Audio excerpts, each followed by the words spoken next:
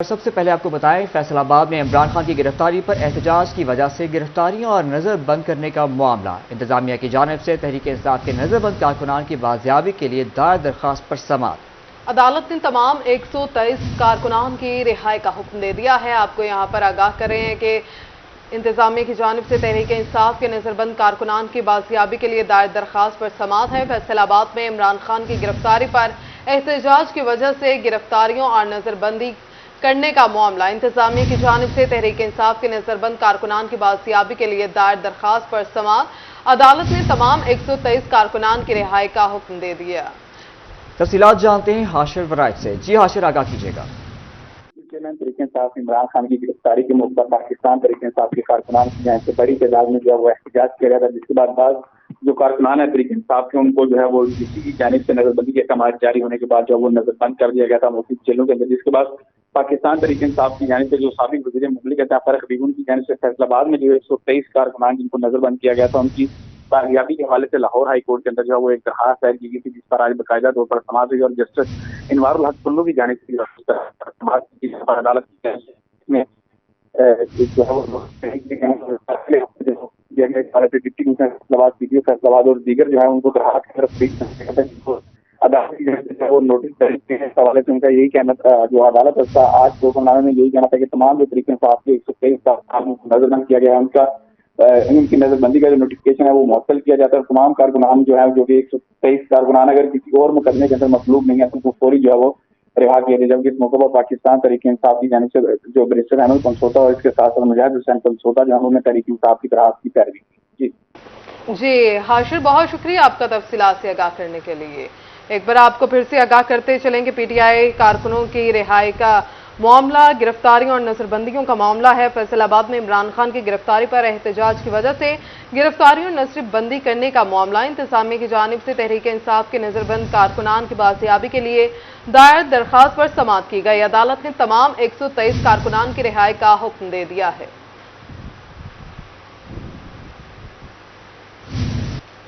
PMA जंग ने जिला भर के मराकज सेहत पर ओपीडी में काम करना छोड़ दिया है। डिस्ट्रिक्ट हेडक्वार्टर अस्पताल के ओपीडी हॉल में डॉक्टर की जानिब से एहतजाज किया जा रहा है। Deputy commissioner Abdullah Khurram Niazi doctor से मुज़ाकरात के लिए डीएचक्यू जंग पहुंच गए हैं।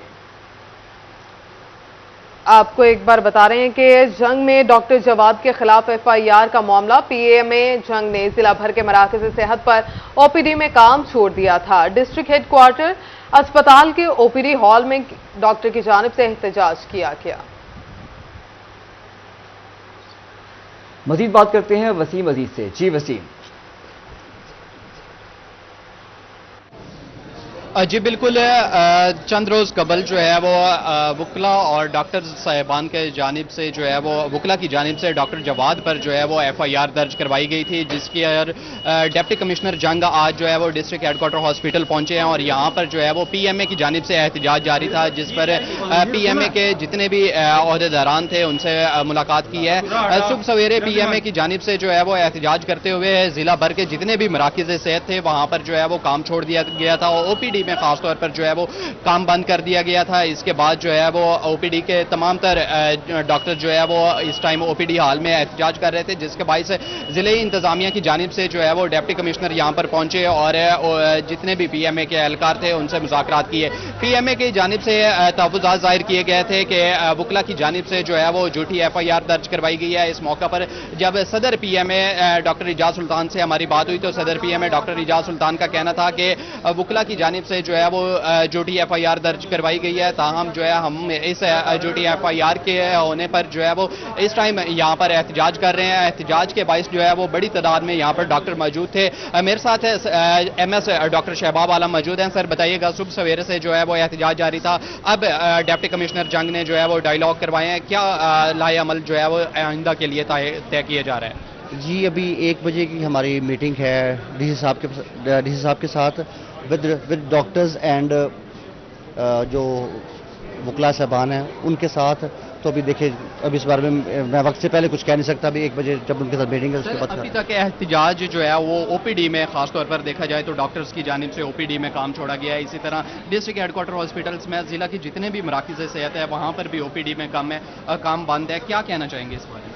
जी, इस मामले में मैंने पीएमए से रिक्वेस्ट की थी कि अपना पुरअमन एहतजाज रिकॉर्ड करवाएं और हो सके तो 1 या 2 घंटे का एहतजाज कर लें। बाकी जो जितने भी पेशेंट्स हैं जो ओपीडी में आ रहे हैं, कम से कम उनको किसी किस्म की हर्डल या हिंड्रेंस या कोई प्रॉब्लम ना हो उनको मेडिसिन लेने में या उनको अपना इलाज करवाने में। तो अभी भी मेरी रिक्वेस्ट पीएमए से है कि अपनी ये जो एहतजाज है उसको पुरअमन करें, लेकिन एटलीस्ट मरीजों का फायदा करें।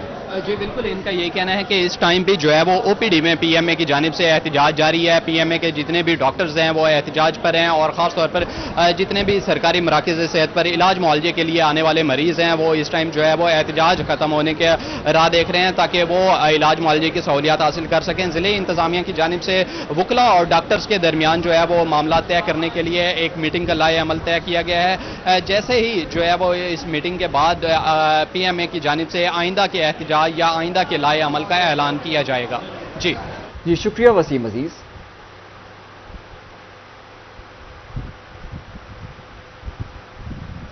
जंग में टीएचक्यू शोरकोट में संगीन माली और इंतजामी बदइंतजामियों का बड़ा स्कैंडल सामने आ गया। महकमा primary and secondary health care ने भांडा फोड़ दिया। डॉक्टर्स की गफलत के बायस अस्पताल में औसतन 15 बच्चे हर माह मौत के मुंह में जाने लगे। अस्पताल में आए मरीजों को मेडिकल टेस्ट लैब असिस्टेंट के बेटे की निजी लैब से कराने पर जोर दिया जाता रहा। आपको बता रहे हैं कि टीएचक्यू शोरकोट में संगीन माली और इंतजामी बद इंतजामियों का बड़ा स्कैंडल सामने आ गया है। Primary and secondary health care ने भांडा फोड़ दिया है। अवैस खान हमारे साथ मौजूद है, उनसे जानेंगे। बताइएगा अवैस। बिल्कुल, टीएचक्यू अस्पताल शोरकोट में ये संगीन माली और इंतजामी स्कैंडल जो है वो सामने आया है, जिसमें टीएचक्यू अस्पताल में नौमौलूद बच्चों की अमवात में होशरुबा इजाफा हुआ है। महकमा सेहत की रिपोर्ट के मुताबिक अस्पताल में औसतन 15 बच्चे हर माह मौत के मुंह में जाने लगे हैं। अस्पताल इंतजामी की संगीन गफलत के बायस जो है बच्चों को तिब्बी सहूलियात नर्सरी की बजाय आम वार्ड में फराहम की जाती रही हैं, जबकि जो है वो सहूलियात होने के बावजूद जो है वो चनाब लैब जो निजी लैब है उससे तमाम तर टेस्ट जो है वो करवाए जाते रहे, जबकि चनाब लैब का मालिक भी लैब असिस्टेंट मोहम्मद इसहाक का बेटा निकला है। इसके अलावा जो है बात कीजिए माली बेज़ाब्तियों की, तो जनरेटर की फ्यूल की मद में 20 लाख रुपए से जायद की खुदबुद का मामला सामने आया है, जबकि 29 लाख रुपए से जायद की रकम जो है वो खजाने में जमा करवाने की बजाय खुदबुद किए गए। X ray fees. जी बहुत शुक्रिया आपका। फैसलाबाद के 5 बड़े टीचिंग हॉस्पिटल मुस्तकिल सरबराह से महरूम। अलाय जनरल हॉस्पिटल, गुलाम मोहम्मद आबाद, institute of cardiology hospital, children hospital और डिस्ट्रिक्ट हेडक्वार्टर हॉस्पिटल का निजाम आर्जी बुनियादों पर सौंप गए अफसरान चलाने लगे हैं। महकमा स्पेशलाइज्ड हेल्थ केयर की जानिब से ग्रेड 20 की सीट का निजाम ग्रेड 18 के डॉक्टर्स के स्पुर्द कर दिया गया है। इसी सिलसिले में मजीद तफसीलात जानते हैं अज़ादार हुसैन से। जी अज़ादार, बताइएगा कि कौन सा अस्पताल कितने अरसे से मुस्तकिल सरबराह की तैनाती का मुंतज़िर है?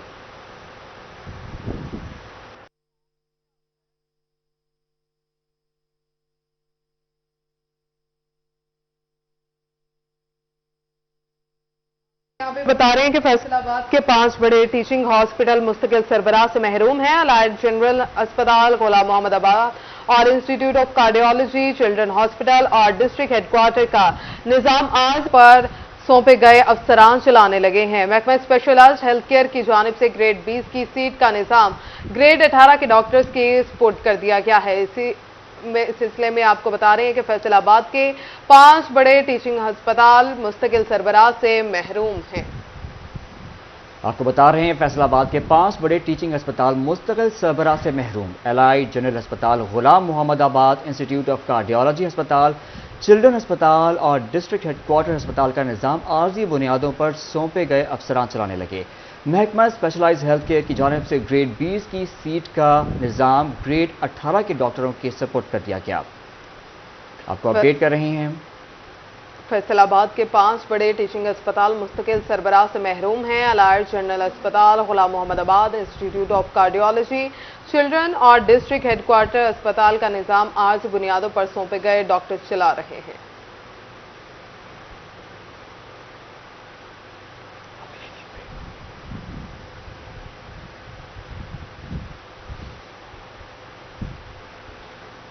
फैसलाबाद में 28 मई को मैदान सजेगा। इमरान खान की खाली करदा नशिस्त NA 108 में ज़िमनी इलेक्शन होगा। मुस्लिम लीग नून और पीपल्स पार्टी ने इलेक्शन का बायकॉट कर रखा है। PTI उम्मीदवार मियां फारूक हबीब, पाकिस्तान नजरियाती पार्टी के उम्मीदवार खुर्रम शहजाद और तहरीक लब्बैक पाकिस्तान के उम्मीदवार मोहम्मद सज्जाद अख्तर कादरी मद्दे मुकाबिल होंगे। आपको यहां पर बता रहे हैं कि फैसलाबाद में 28 मई को मैदान सजेगा। इमरान खान की खाली करदा नशिस्त NA 108 में ज़िमनी इलेक्शन होगा। मुस्लिम लीग नून और पीपल्स पार्टी ने इलेक्शन का बायकॉट कर रखा है। मजीद जानते हैं अब्दुल रहमान से। जी बताइएगा। तो बात करें यहाँ पर NA 108 के इंतखाबात के हवाले से जो कि 28 मई को होने वाले हैं, तो यहाँ पर NA 108 की ये किस्मत है कि यहाँ पर 2018 में मियां फ़रख हबीब कामयाब हुए थे, आबद शेर अली को हराया था। उसके बाद जब इस्तीफ़े दिए गए और इमरान खान ने यहाँ से इलेक्शन लड़ने का ऐलान किया तो इमरान खान ने आबद शेर अली को हरा दिया। पिछले बरस की बात है। उसके बाद इमरान खान क्योंकि 7 हल्कों से जीते थे, 6 हल्के छोड़ने थे, तो NA 108 का हल्का भी छोड़ा गया। फिर वहाँ पर इंतखाबात अनाउंस किए गए तो हाई कोर्ट की जानिब से इंतखाबात पर पाबंदी आयद कर दी गई, जिस पर अब दोबारा से इलेक्शन कमीशन ने 28 मई की डेट दी है। तो अब यहाँ पर मुस्लिम लीग नून की क़यादत जो ताहर जमील है वो अपने कागजात वापस ले चुके हैं और अब यहाँ से पाकिस्तान तहरीक इंसाफ के उम्मीदवार मियां फ़रख हबीब मैदान में मौजूद हैं। उसके अलावा खुर्रम शहजाद पाकिस्तान नज़रियाती पार्टी के उम्मीदवार, सज्जाद कादरी तहरीक लब्बैक के उम्मीदवार हैं और ये सिर्फ 3 उम्मीदवार मैदान अमल में मौजूद है, जहाँ पर 28 मई को पोलिंग होगी। और उसके अलावा जो ननकाना साहब में इंतखाबात होने जा रहे हैं तो वहाँ यही सूरत हाल बनी हुई है कि मुस्लिम लीग नून और पीपल्स पार्टी ने इलेक्शंस का बाइकाट किया हुआ, जबकि पाकिस्तान तहरीक इंसाफ के उम्मीदवार मैदान अमल में तो मौजूद है, ताहम अपनी कैंपेन नहीं चला पा रहे और कई दिनों से मियां फ़रख हबीब अपने हल्के में मौजूद नहीं है। और जो यहाँ पर 9 मई के बाद वाक़यात के बाद और उससे कबल भी उन पर FIRs का इंदराज किया गया था, FIA में भी केसेस चल रहे थे, इसके अलावा एंटी करप्शन की तलबियाँ भी हो रही थी। तो मियां फ़रख हबीब जो मौका से वो गायब। अब्दुल रहमान, बहुत शुक्रिया आपका। महकमा खुराक फैसलाबाद हुकाम की अदम तवज्जुही। महकमा खुराक फैसलाबाद का गोदाम नंबर 4 भूत बंगले में तब्दील हो गया है। महकमा खुराक फैसलाबाद का गोदाम नंबर 4 अरसा दराज से गैर फौल और नाकारा है। महकमा खुराक फैसलाबाद का गोदाम नंबर 4 की बहाली ना की जा सकी है। आपको बता रहे हैं कि गोदाम की मशीनरी भी अरसा दराज से नाकारा हो गई है। शहर के बड़े गोदाम की बहाली ना हो सकी है।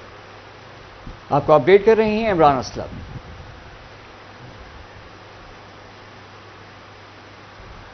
फैसलाबाद जिला में महकमा खुराक के अंडर गोदाम नंबर 4 जो है वो भूत बंगले में तब्दील हो चुका है और इसमें जो है वो 20,000 जो है वो 100 kg की बोरियों का यहाँ पर जो है वो मैनेज था। लेकिन ताहाल ये जो महकमा खुराक का गोदाम नंबर 4 है ये अरसा दराज से खस्ता हाली का शिकार है। ना तो उसकी बिल्डिंग्स की तमीर मरम्मत के काम से अंजाम दिए जा सके और ना ही इसको फाल किया जा सका। एलिएटर मशीन्स और जितनी भी गोदाम में इस्तेमाल होने वाली मशीनरी है वो नकारा हो चुकी है, जिसमें ये वसी जो रकबे पर ये मुहित है और ताहाल इसकी जो महकमा खुराक फैसलाबाद की अदम तवज्जो के बायस गोदाम को चालू न किया जा सका और गैर फाल होने के बायस जितनी भी शहर को आने वाली गंदम है वो दीगर गोदाम पर शिफ्ट की जा रही है। मेरा कैमरामैन हसन चौहान दिखा सके, ये जो है वो गोदाम है, देख सकते हैं कि जहाँ पर ये जो भूत बंगले के मनाजर पेश कर रहा है और यहाँ पर जो इसके फ्रंट का आता है वो कार पार्किंग के लिए मुख्तस कर दिया गया है। गेट, दरो दीवार समेत जितनी भी विंडोज़ हैं वो निकारा हो चुकी हैं और इसके साथ साथ गोदाम का जो मेन जिसमें जो है गोदाम जो है गंदम लोड और अपलोड होती है वो भी जो है वो नकारा हो चुका है और जिसके बायस फैसलाबाद में ये गोदाम नंबर जो 4 है ये खस्ता हाली का शिकार है। इसकी जो बात करें जो मैनेज की तो 20,000 जो 100 kg की बोरी है यहाँ पर मैनेज हो सकती थी, लेकिन अरसा दराज से खस्ता हाली के शिकार के बायस फैसलाबाद का जो गोदाम नंबर 4 है वो खस्ता हाली का शिकार है। बिल्डिंग काम की जानिब से मुतअद्दिद बार जो है इसकी तखमीना लागत बहाली के भिजवाए गए, लेकिन ताहाल फंड्स भी न जारी हो सके, जिसकी वजह से फैसलाबाद महकमा खुराक का ये बड़ा गोदाम है जो नकारा हो चुका है। जी शुक्रिया असलम।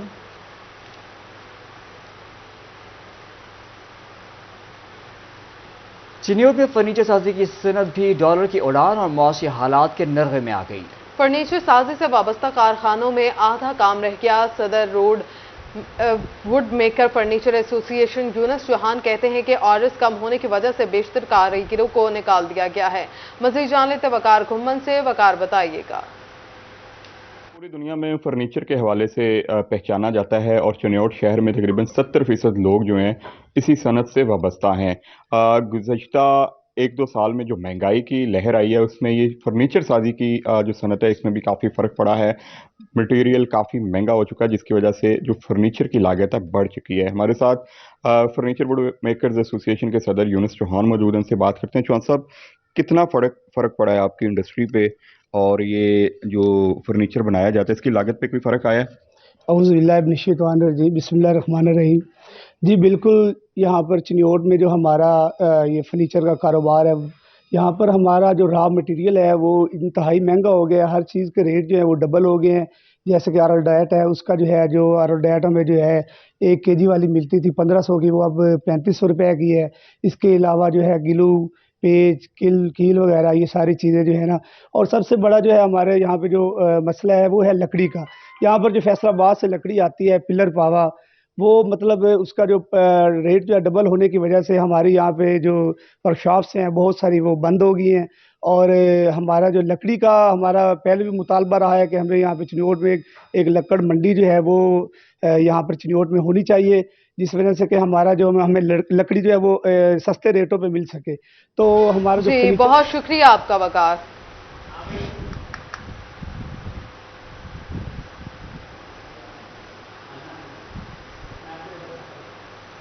आगे बढ़ते हुए बात करें टोबा टेक्सिंग में महकमा एक्साइज और ट्रैफिक पुलिस ने कानून के खिलाफ वर्जी करने वाले गाड़ी मालिकान के खिलाफ कार्रवाइयां तेज कर दी। शहबाज चौक पर नाकाबंदी करके गाड़ियों की चेकिंग और जुर्माने किए जा रहे हैं। मुबशर हसन नकवी से जानते हैं। बिल्कुल, टोबा टैक्सिंग में महकमा एक्साइज और ट्रैफिक पुलिस की मुश्तरका कार्रवाइयाँ जारी हैं। ऐसे गाड़ी मालकान जो टैक्स अदा नहीं करते, गैर नमूना नंबर प्लेट्स लगा रहे हैं, अपनी गाड़ियों पर ब्लैक पेपर लगाए हुए हैं, इनकी गाड़ियों को बंद किया जा रहा है, इनको जुर्माने भी किए जा रहे हैं। इसी वाले से एक्साइज ऑफिसर से बात भी करते हैं और जानते हैं। सर आप बताइएगा कि क्या मैं इसका तरीकाकार है गाड़ियों को रोकने का, किस किस्म की तलाशी ले रहे हैं आप? सबसे पहले आपका बहुत शुक्रिया कि आपने हमारे साथ इतना तावन कर रहे हैं, और हमारी जो कंपेन डीजी साहब के हुक्म से सेक्रेटरी साहब की शुरू हुई है टोकन टैक्स डिफॉल्टर्स और अप्लाइड फॉर गाड़ियों के खिलाफ, उसमें आप हमारा ताउन कर रहे हैं। अब तक हमारे डिस्ट्रिक्ट की जो कारकर्दगी है वो ओवरऑल पूरी डिवीजन में सबसे बेस्ट है। हमारी पिछले साल की निस्बत एज़ कम्पेयर टू 8% हमारी ग्रोथ है, जो कि पूरी डिवीजन में सबसे ज़्यादा है।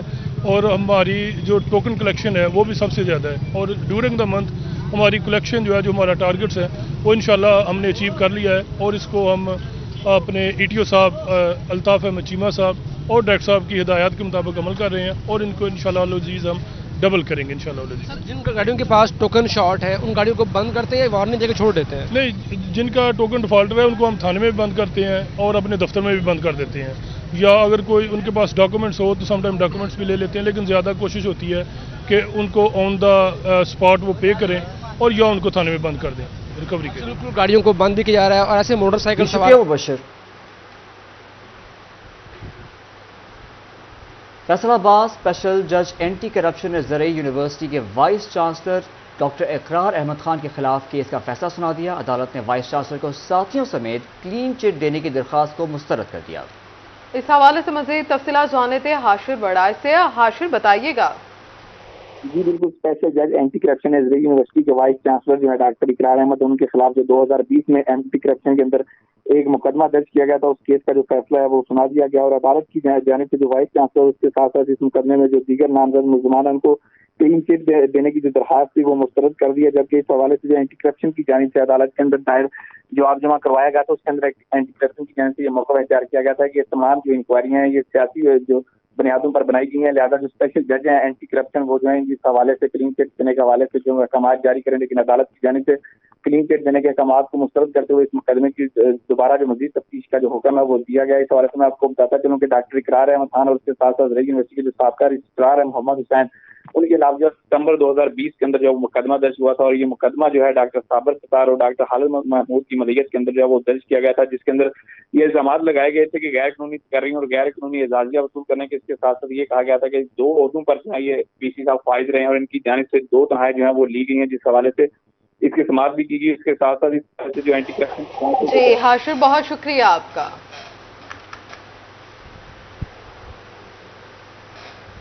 क्वार्टर्स के अलाइनमेंट की दोबारा पड़ताल करने का हुक्म। अलाइनमेंट स्क्रूटनी के बाद 10% क्वार्टर्स शोहदा के अहले खाना को अलॉट करने का भी हुक्म है।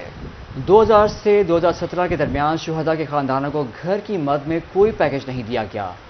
इस हवाले से मजीद जान लेते हैं तैयब मकबूल से। तैयब बताइएगा।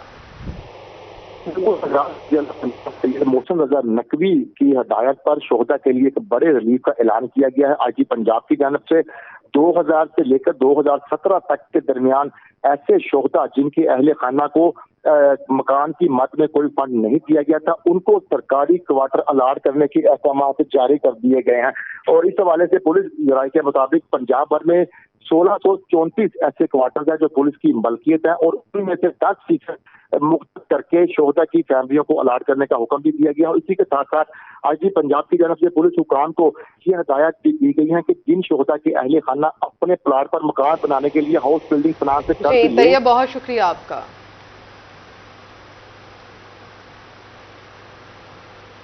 झंग थानों में मुकदमात गैर जरूरी तौर पर इल्तवा का शिकार। DPO झंग मलिक तारिक महबूब ने जेर तफ्तीश मुकदमात की रिपोर्ट तलब कर ली। इस हवाले से जान लेते हैं रमजान मिर्जा से। रमजान, बताइएगा। जी बिल्कुल, district police officer Malik Tariq महबूब की जानिब से जो है वो तमाम SHO से जो पेंडिंग केसेस हैं उनकी तफसीलात जो है वो तलब की गई हैं और इस हवाले से पंजाब हुकूमत के बाद अहकाम हैं कि जो साइलिन हैं उनको तरजीही बुनियादों पर रिलीफ फराहम किया जाए। इस हवाले से उन्होंने तमाम SHOs और खसूसन SDPOs को जो है वो हिदायत की गई हैं कि तमाम जो पेंडिंग केसेस हैं उनकी तफसीलात जो है वो आने वाले चंद रोज में जो है वो पेश की जाएं। उन्होंने ये भी हिदायत की है कि इन तमाम केसेस को निपटाने के लिए जो है वो तरजीही बुनियादों पर जो है वो इक़दाम उठाए जाएं। जी रमजान मिर्जा, बहुत शुक्रिया आपका। चोर और नशेइयों ने वासा को रवां बरस में अब तक 45 लाख से जायद का टीका लगा दिया। मुख्तलिफ इलाकों में 1 जनवरी से अब तक 157 से जायद मेन होल्स के ढक्कन चोरी हुए।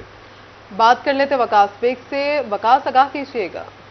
जी बिल्कुल, वासा हुकाम तमाम तर कोशिशों के बावजूद शहर भर में मैन होल के ढक्कन गायब होने की वारदातों को रोक नहीं सके। इस हवाले से मैं बताते चलूं कि रवां बरस में अभी तक की अगर बात कर ली जाए तो 150 से जायद मैन होल्स के ढक्कन जो हैं वो नए रखे गए चोरी होने की बिना पे। इस हवाले से वासा ज़राए का ये कहना है कि मैन होल का एक कवर जो है उसकी मालियत 30 से 35 हज़ार रुपये बनती है।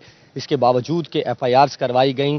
चीफ सेक्रेटरी की जानिब से हिदायत के बाद जो है मैन होल चोरी करने वालों के खिलाफ जो है FIR दर्ज करवाई गई। 2 मुलजिम जो है वो भी गिरफ्तार किए गए, लेकिन इसके बावजूद सूरत हाल में जो है किसी तरह बेहतरी नहीं आ सकी। ख़ास तौर पर मेन शाहराहों की अगर बात कर ली जाए तो मेन शाहराहों से मैन होल्स के ढक्कन चोरी होना मामूल की बात बनता जा रहा है। इस हवाले से ताहाल रवां बरस चोरी होने वाले 150 से जायद मैन होल्स की मालियत जो है लगभग 45 लाख से जायद की बनती है, लेकिन इसके बावजूद जो है ना तो किसी मुलजिम को सज़ा हो सकी। वासा ज़राए का ये कहना है कि तमाम तर मैन होल्स के ढक्कन चुराने वाले या तो नशई अफराद हैं जो मुख्तलिफ जगहों पर बैठे सिर्फ मैन होल का ढक्कन तोड़ते हैं और उसमें मौजूद सरिये को जो है वो किसी कबाड़ की दुकान पर फरोख्त करते हैं। जी वकास, बहुत शुक्रिया आपका।